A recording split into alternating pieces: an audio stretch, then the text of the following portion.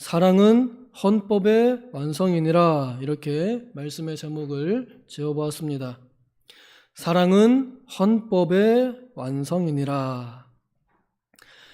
완성이라 하는 말은 이루었다, 성취되었다 라는 뜻이기도 합니다. 그러니까 사랑은 율법의 성취이다. 사랑은 헌법의 성취이다. 사랑을 통하여 헌법이 이루어진다. 사랑을 통하여 법치주의가 이루어진다 라고 이렇게 이해하면 되겠습니다. 1년에 딱 한 번만이라도 우리 그것을 기억합시다 라고 하는 것이 기념일입니다. 3.1절, 또 광복절, 그리고 의병의 날, 또 6.25 전쟁의 날, 그리고 제헌절, 이러한 국경일들, 또 국가가 지정한 기념일들이 있지요. 이제 오는 월요일이면 국가가 지정한 제헌절입니다. 옛날엔 쉬는 날이었는데 이제는 안 쉬어서 좀 아쉬워요. 굉장히 중요한 날인데 알지도 모르는 개천절에는 쉬고, 법이 우리나라의 이 법과 제도를 세운 그 중요한 제헌절은 안 쉬는 게 모르겠습니다. 어쨌거나 이 국가가 좋은 법을 가지고 있다는 것, 이것은 하나님의 은혜라는 사실을 우리 믿는 자들은 적어도 그렇게 알고 또 그렇게 지켜야 하겠다 하는 것입니다. 우리가 제헌절을 기념하는 좋은 의미는 하나님께서 많은 역사의 이 어려움 속에서도 좋은 법을 주셔서 우리가 법치주의 국가가 되어서 그 안에서 많은 이 제도들이 국민들을 위한 법이 되어서 점점 더 살기 좋은 나라가 되어가고 있고 점점 더 좋아지는 나라가 되어가고 있다는 것, 이것이 참으로 큰 하나님의 은혜입니다.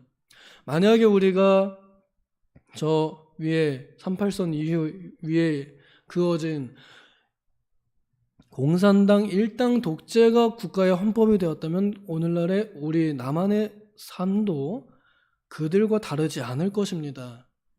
좋지 않은 법과 제도 아래에서 점점 더 망해가는 삶을 살 수밖에 없을 것입니다. 저는 그 법이 세워지는 과정 속에서 하나님께서 얼마나 많은 믿는 사람들을 통하여 그 헌법이 성경이 기초한 법 위에 세워졌는지를 조금 압니다.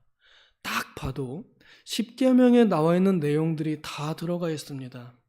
미국의 헌법이 그랬고 또 그것을 바탕으로 그것을 받아서 만든 우리나라의 제헌국회, 우리나라의 헌법도 하나님의 법 위에 세워진 법입니다. 이것이 참으로 우리가 감사할 일인데, 그런데 문제는 이제 이 법이라는 것을 들고 나오면 그러면 사람들의 정치 성향에 따라서 그것을 해석하는 것이 달라진다는 것입니다. 그리고 받아들이는 마음가짐도 달라집니다. 내가 좋아하는 당이나 개인이 정권을 잡으면 충성 이거고, 내가 싫어하는 당이나 개인이 정권을 잡으면 반대 독재 타도, 이러는 게 우리 국민들, 우리 사람들의, 평민들의, 백성들의 기본적인 마음입니다. 그렇지만 우리가 대한민국 국민이면서 그 이전에 우리는 천국의 국민들입니다. 하나님 나라의 백성들이고요, 천국의 시민들입니다. 하나님 도시의 시민들입니다.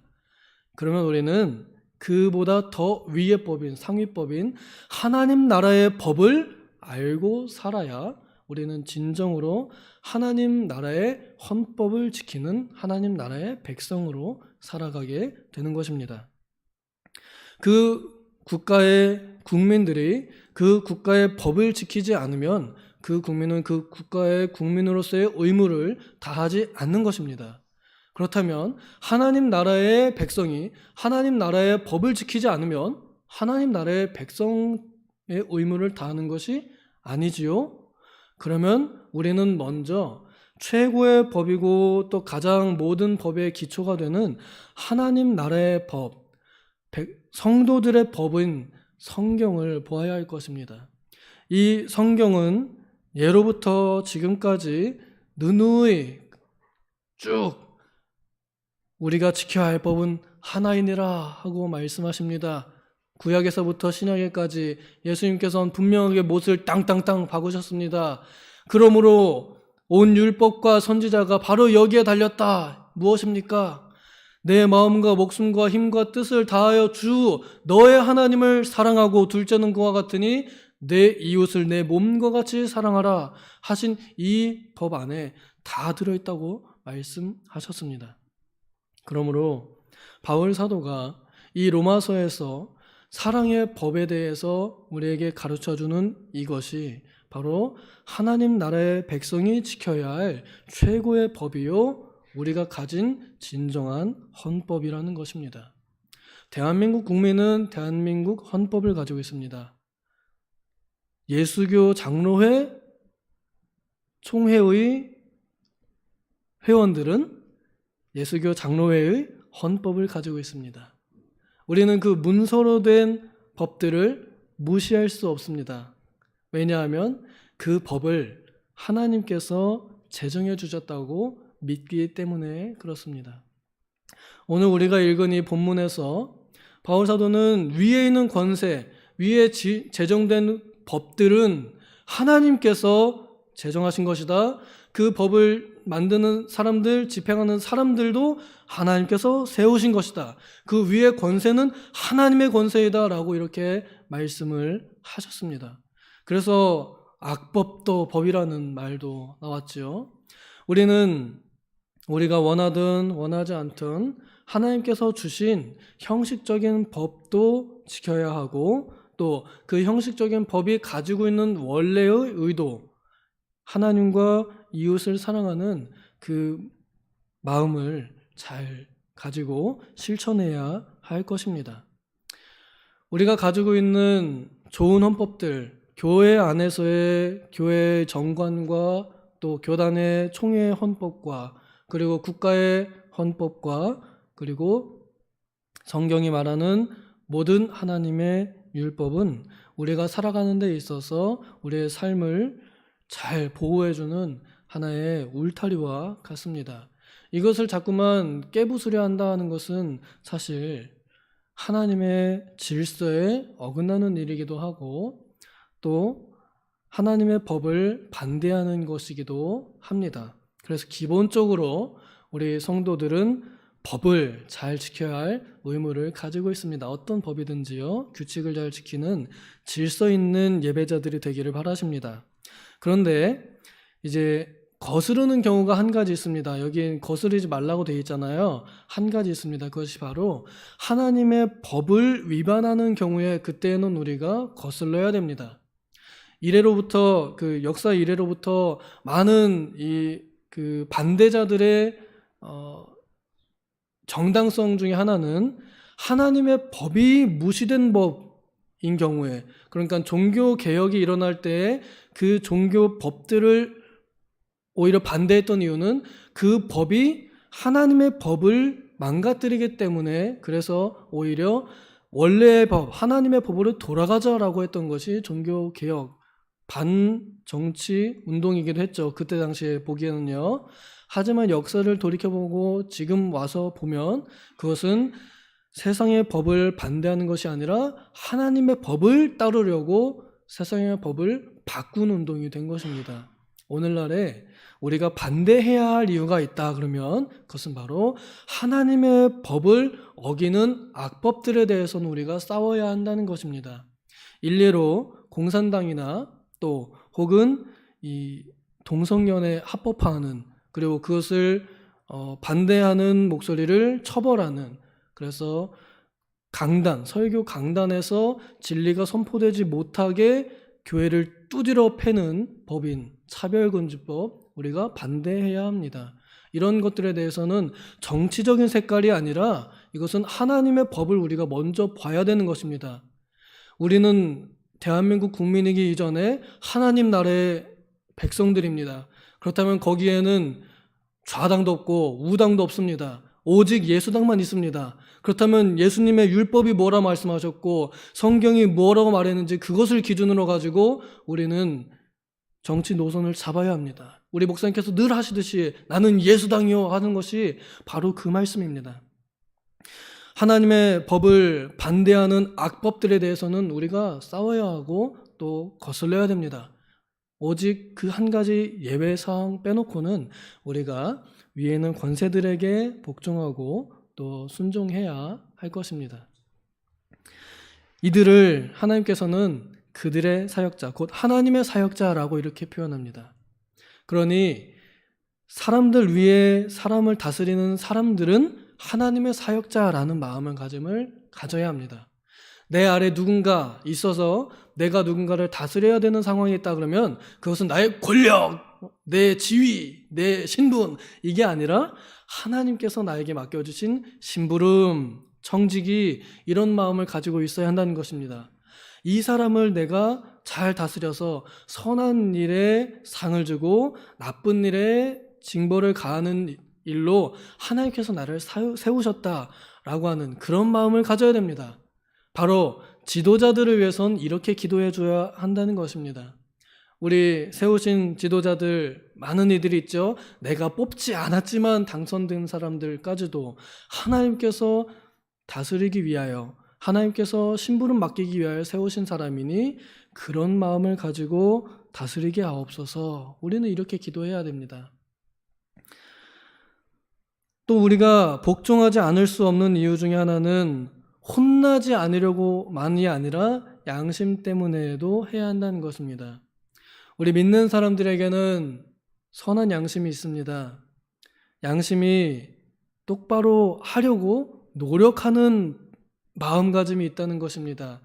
믿는다고 해서 모두가 다 양심이 아주 깨끗하거나 또 아주 완벽한 양심이 되는 것은 천국 가기 전까지는 없습니다. 그렇지만 믿지 않는 자들, 양심이 죽어있는 사람들, 양심의 불도장에 찍혀있는 사람들과 다른 점이 있다면 그것은 바로 양심의 방향입니다.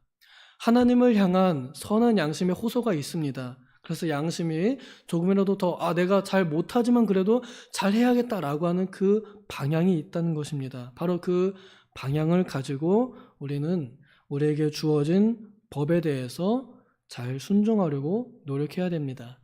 국가가 가지고 있는 기본적인 법들, 횡단보도 건너는 가벼운 법들부터 시작해서 사람을 해야지 말아야 될 살인죄까지 작은 법에서부터 시작하여 무거운 법까지 우리는 선한 양심을 가지고 지켜야 할 이유가 있는 것입니다. 우리가 그냥 안 혼날라고 착한 일을 하는 것이 아니라 하나님의 백성답게 살기 위하여 선한 양심을 지키기 위해 우리는 우리에게 주신 모든 위의 권세를 순종해야 합니다. 여기 7절에 보면은 조세를 바치고 관세를 바치고 두려워하고 존경하라 라고 되어 있습니다. 예수님께서 친히 가이사의 것은 가이사에게 라고 이렇게 교훈을 주셨습니다.